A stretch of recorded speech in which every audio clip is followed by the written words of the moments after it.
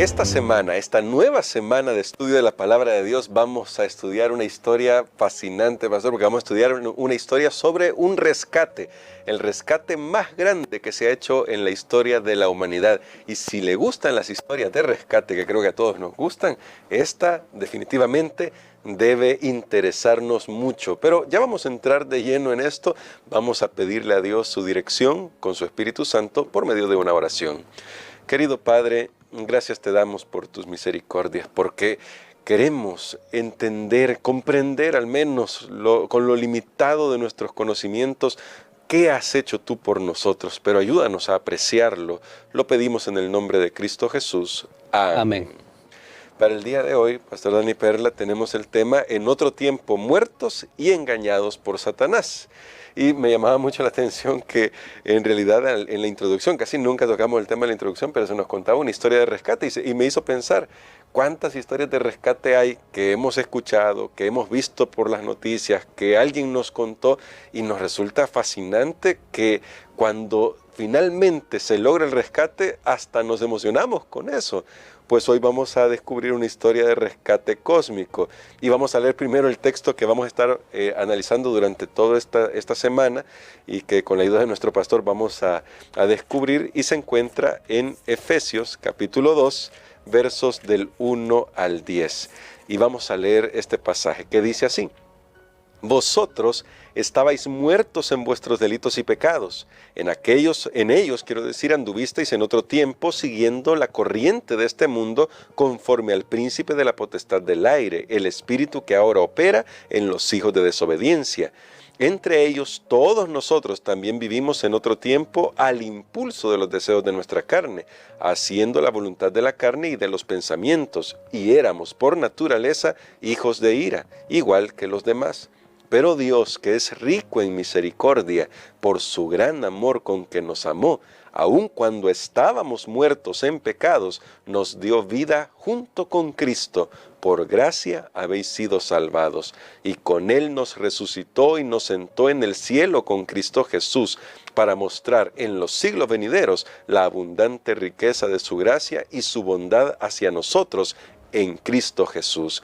Porque por gracia habéis sido salvos por la fe, y esto no proviene de vosotros, sino que es un don de Dios, o es el don de Dios, no por obras, para que nadie se gloríe, porque somos hechura suya, creados en Cristo Jesús para buenas obras, que Dios de antemano preparó para que anduviésemos en ellas. Pastor, así primero a grandes rasgos, porque sé que esto nos va a llevar un poquito más de tiempo en la semana. ¿Cuál es la idea central que está tratando de presentar Pablo a los Efesios en estos 10 versículos? Bueno, creo que son 10 versículos poderosos donde está contenido el Evangelio, las buenas nuevas de la salvación. Pero recordemos que estos están en un contexto de lo que ya hemos estado estudiando. Recordemos que el apóstol Pablo ha introducido su carta a los Efesios alabando a Dios por su riqueza maravillosa, por su don, por su amor, que ahora estamos viendo efectivo. Ahora en el capítulo 2 es interesante, Pablo no comienza como tal vez comenzaríamos nosotros, hablando de quiénes somos y lo que Dios hizo por nosotros.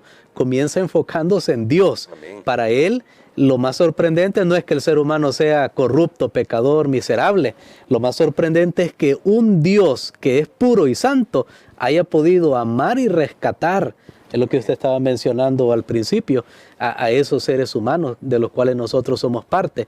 Ahora, luego Él ha orado por ellos, recordemos, para hacer la conexión con lo que ya estudiamos. Luego Él ha orado por ellos para que sus mentes puedan abrirse a la influencia del Espíritu Santo y puedan entender lo que Dios ha hecho, lo que ellos eran y lo que Dios ha hecho. Y últimamente estudiamos el poder de Dios, que resucitó, ese poder operó resucitando a Cristo de entre los muertos. Entonces ahora va el apóstol Pablo a tocarlos a ellos personalmente. Ok, y eso pasó en Cristo, porque cualquiera podría leer y decir, bueno, sí, Cristo vivió una vida perfecta, sí, Él sanó, Él hizo aquí, Él resucitó por su propio poder, bueno, ese poder que operó, y todo lo vemos que está sucediendo allá, a alguien más externo, pero ¿qué en cuanto a mí? que de mi vida, que acerca de mi propia existencia. Entonces ahora el apóstol Pablo va a mostrar cómo ese poder que operó en Cristo ahora opera, cómo hizo para rescatar al ser humano. Cuando usted estaba mencionando en la introducción las historias de rescate, es increíble. Bueno, hemos escuchado historias y son magníficas, pero no todos los rescates terminan rescatando, voy a volver a usar esa palabra, a las personas con vida. Hay rescates que lo único que, por ejemplo, la familia o los que están interesados dicen, bueno, por lo menos que consigamos los cuerpos ya sin vida, por lo menos, y darle sepultura. No todos los rescates terminan de una manera exitosa en el sentido que las personas quedaron con vida. Ahora, lo más sorprendente es que en el rescate que Dios hace, existe la posibilidad de que todos aquellos a quienes Él rescató puedan vivir, pero habrá sus condiciones. Entonces, esa es la introducción para esta carta. Y ahora entramos aquí y de entrada, Pablo dice algo bien letal, frontal, y le dice, ustedes estaban, ¿qué? Muertos. Aquí no está hablando, noten amigos, solo hay dos sitios donde uno puede estar, en la vida o en la muerte. Y el apóstol Pablo dice, ustedes estaban muertos. Toda persona separada de Cristo está muerta. Sí, puede ser que camina. De hecho, Jesús hizo una ilustración de esto mismo cuando una vez alguien llegó y le dijo, maestro, yo te quiero seguir, pero deja que vaya, entierre a mi padre. ¿Y qué le dijo Jesús? Deja que los muertos entierren a su muerto. Bueno, uno pregunta, ¿cómo un muerto puede enterrar a otro muerto? Es que ahí se mezclan los dos tipos de muerte. O sea, deja que aquellos que están muertos espiritualmente vayan a enterrar a los que murieron físicamente. Quiere decir que una persona puede tener vida, pero estar muerto. Esa es la condición del ser humano. Nace alienado, separado de Dios. Está muerto, no tiene vida, puede caminar, puede hacer un montón de cosas, pero ante la vista de Dios, moralmente y espiritualmente está muerto, y a la luz de la eternidad, esa persona está muerto. Pero entonces Dios hizo algo.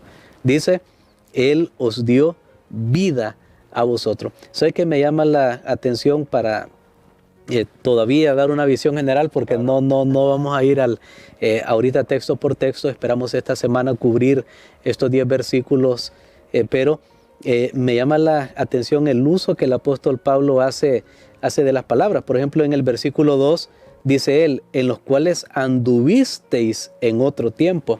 Le está hablando a los efesios. Sí. Ustedes anduvieron, pero luego en el versículo 3, ¿cómo le dice? Que nosotros también. Ahora se involucra él. Primero le dice, hermanos, ustedes anduvieron en esto, estaban muertos, estaban en delitos, en pecado. Pero luego Pablo dice, en ellos vivíamos todos nosotros. Y aquí yo realmente quiero destacar esto, porque aquí venimos a un punto bien interesante. Bueno, recordamos quién era Saulo antes de conocer a Cristo. Él dice que fue un judío. Él dice que fue criado pues con todas las reglas estrictas de los judíos. Él intentó cumplirlas. Él dice, bueno, era de la tribu de Benjamín, fue un fariseo estricto. O sea, la vida de Pablo antes de Cristo no era una vida que él andaba ahí en discotecas. No había discotecas en esa época, pero para contextualizar ahora, no es que él andaba haciendo ahí un montón de cosas dañinas, no, pero él dice, también él dice que también estaba muerto. Y aquí volvemos a algo. Una persona puede aún vivir una vida en la sociedad aceptable moralmente, vivir una vida correcta ante los ojos de la sociedad y decir, yo no le hago daño a nadie. Pero déjeme establecer o decirle que la Biblia claramente nos dice que sin Cristo una persona está muerta, y es parte de todo el esquema del enemigo para la perdición de las almas. Por eso para mí eso era bien importante, porque el gran apóstol Pablo se pone él también en la misma condición, y eso es lo mismo que él hace en el libro de Romanos, que ahí sí comienza al revés, ahí comienza hablando de cómo los gentiles son pecadores, comienza hablando los judíos son pecadores, todos necesitan la gracia, y ahora habla de la gracia, le da un tratamiento diferente al tema, al orden como lo presenta, pero al final todos nosotros somos pecadores necesitados de la gracia de Dios. Amén. Bueno, con esto, pastor, se redefine esa idea que comúnmente dice la gente, es que está muerto en vida, y nos referimos solamente a que tal vez no tiene una esperanza, no tiene aspiraciones, sueños. Correcto. Ajá, pero ahora nos damos cuenta que estar muerto en vida es no tener a Jesús. Aunque se pueda hacer muchas cosas y lograr muchas cosas en este mundo. Y hablando de eso, de en este mundo, entonces, pastor, ¿cómo entra ahí en este esquema que está tratando de enseñarnos Pablo, el papel que tiene Satanás y el mundo para mantener muertos a aquellos que nacen en este planeta? Hay todo un esquema realmente, y Pablo saca a la luz quién es al final la mente maestra que está detrás de todo ese esquema, de todo ese sistema. Me llama la atención que usted dijo para mantener muertos, y es cierto, porque ya mencioné, nacemos muertos, porque nacemos en pecado. Nuestra tendencia, nuestra naturaleza es corrupta. De hecho, en Romanos se le hace bien claro todo eso, no hay justo ni a uno. Extrae textos del Antiguo Testamento para mostrar nuestra total miseria. Pero todo esto opera de una manera. Y entonces veamos lo que dice el apóstol Pablo en el versículo número 2. Que dice, en ellos anduviste, hablando de los delitos y pecados, en ellos anduvisteis en otro tiempo, siguiendo la corriente de este mundo, conforme al príncipe de la potestad del aire, el espíritu que ahora opera en los hijos de desobediencia. Muy bien, aquí el apóstol Pablo dice, mire, hay todo un sistema, el sistema del mundo está orientado para esa vida sin Dios, para esa vida donde espiritualmente tú estás muerto. ¿Y cuál es el sistema del mundo? Bueno, ahí está el sistema político, social, las reglas, todo lo que el mundo hace realmente es mantener alejada a una persona de Dios. Y no necesariamente estoy hablando de cosas negativas. No, uno de los sistemas del mundo que yo he visto, y lo mencionó Jesús en la parábola del sembrador, los afanes de esta vida. Ahora parece que algunos incluso se están rebelando contra esta idea. Bueno, ¿qué sentido tiene todos los días salir de la casa, llegar en la mañana, llegar tarde en la noche, trabajar 8 horas? Es el propósito. Algunos mejor hacen otra cosa y tratan de liberarse el que puede, ¿verdad? De ese tipo de sistema. Pero el punto es que todo está orientado.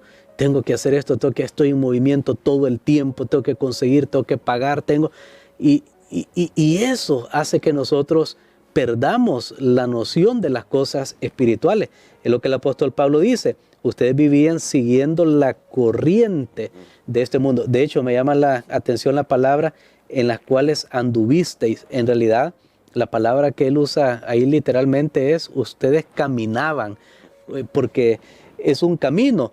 La vida es un caminar desde el nacimiento hasta el final, y si no caminamos con Dios, pues simplemente vamos a andar en todo lo que este mundo tiene para ofrecernos, que ahora, a medida que la tecnología aumenta, parece que hay todavía más distracciones, ya están en la palma de nuestra mano a través de un dispositivo electrónico, y nos mantiene enfocado en todas estas cosas. Pero luego el apóstol menciona otra fuente que mantiene todo esto, el príncipe de la potestad del aire.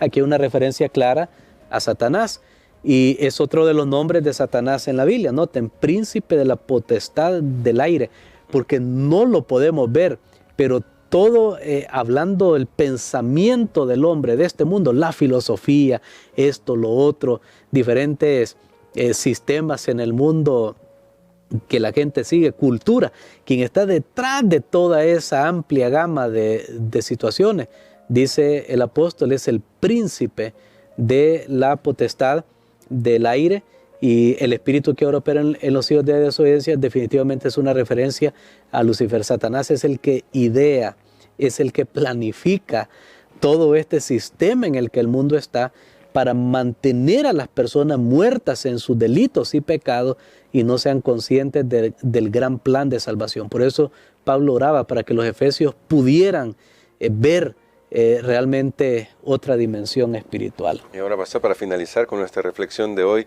¿cómo podemos nosotros estar conscientes de este gran conflicto? Porque al final Pablo ha hecho de una manera magistral, en unos pocos versículos, una presentación de la realidad del gran conflicto entre Cristo y Satanás. ¿Cómo podemos estar conscientes de eso y cómo podemos tomar la decisión de ir a Jesús, quien ya obtuvo la victoria y puede darnos también esa victoria sobre el mal? Bueno, esto es extraordinario, realmente cómo Dios opera, porque recordemos nosotros, una persona que está muerta no puede reaccionar, pero ahí es donde entra el milagro. Por eso es que esta semana vamos a hablar acerca de la resurrección espiritual. Así como la resurrección de Cristo fue una realidad, también nuestra resurrección espiritual, porque en la resurrección, o sea, ¿cómo resucitar un cuerpo que ya está descompuesto y todo eso?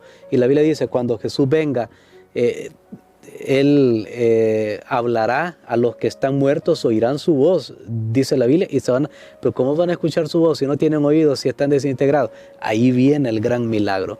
Entonces, yo creo que esta semana, ante esa pregunta que usted ha hecho, vamos a descubrir ese gran milagro de la salvación. Cuando el Evangelio se predica y cuando una persona escucha el Evangelio, allí lleva el poder el Evangelio. Por eso Pablo dice, es el poder de Dios para que la persona, para que el que está muerto espiritualmente pueda recobrar vida y pueda encontrar una esperanza que es en Cristo Jesús. Tenemos que ser conscientes de esta guerra espiritual que hay y por eso hoy debemos estar dispuestos a escuchar la voz de Dios, porque Dios le va a hablar, Dios está hablando de diferente manera y hoy Dios le está hablando a usted si ha tenido la oportunidad de escuchar este mensaje y es una de las maneras como nosotros podemos abrir nuestros ojos, al igual que los efesios, y conseguir una nueva vida en Cristo Jesús. Amén. Queremos, pastor, entonces que ore por nosotros por eso, para que